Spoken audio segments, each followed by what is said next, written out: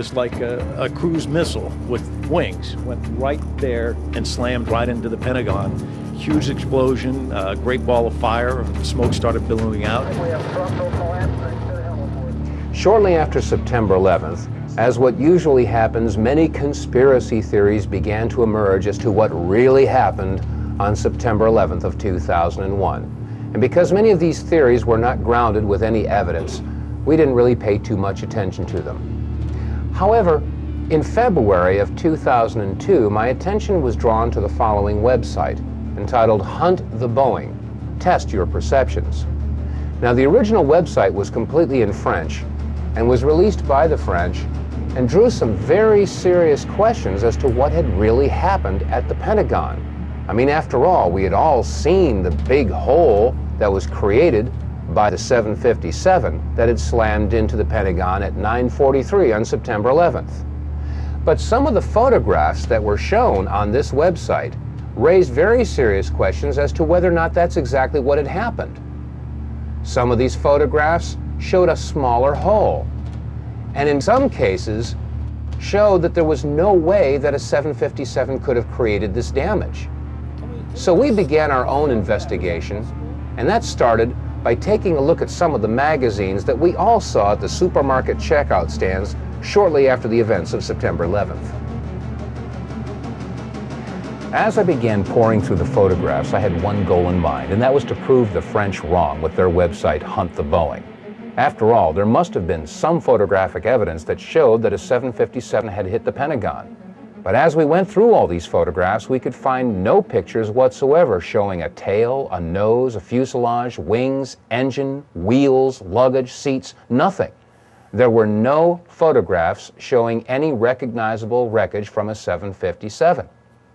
Furthermore, when you look at the size of the hole at the Pentagon, it was approximately 65 feet across, and the height of the Pentagon is approximately 73 feet.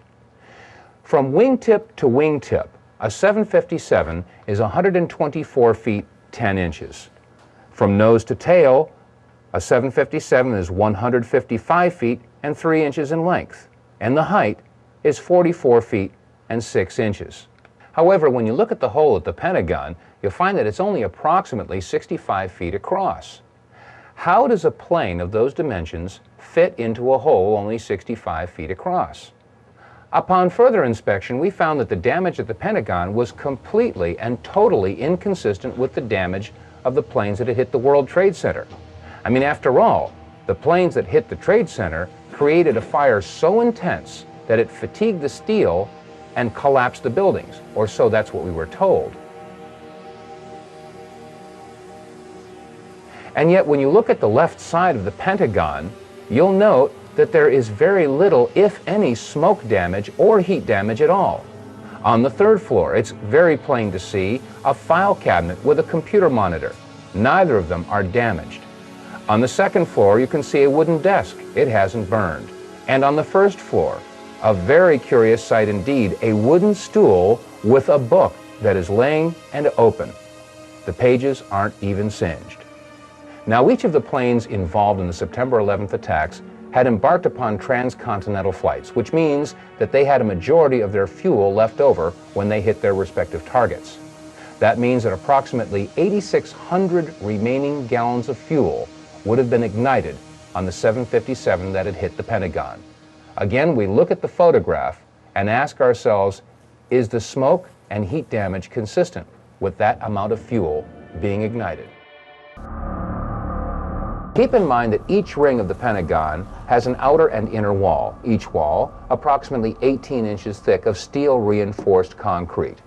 That means that each ring consisted of 36 inches or 3 feet of steel reinforced concrete for a total of approximately 9 feet of steel reinforced concrete.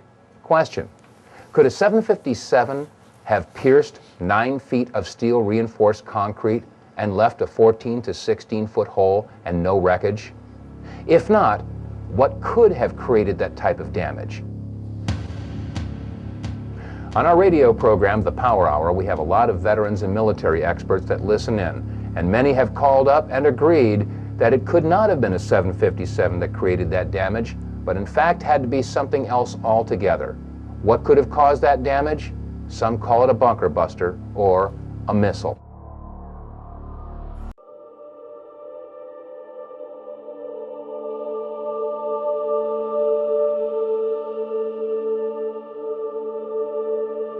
In the September 24, 2001 edition of People magazine, on page 34, there was an interview with Louis Caccioli, a 51-year-old firefighter assigned with Engine 47 of Harlem, New York, and he had this to say.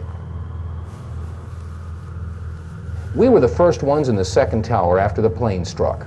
I was taking firefighters up in the elevator to the 24th floor to get in position to evacuate workers. On the last trip up, a bomb went off. We think there was bombs set in the building. Well, Louis Caccioli isn't the only firefighter that claims that there were bombs or explosives going off in and around the World Trade Center. We made it at least 2 blocks, and we started running. Floor by floor, it started popping out. It was like it was if they had detonated. Yeah, as detonated. if they were planned to take down a building. Boom, boom, boom, boom, boom, boom, boom. All the way.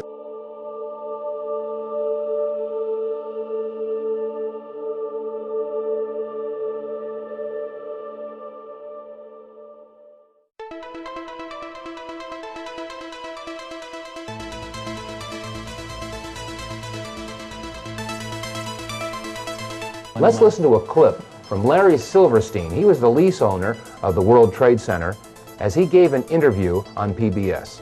I remember getting a call from the fire department commander telling me that they were not sure they were going to be able to contain the fire. And I said, you know, we've had such terrible loss of life.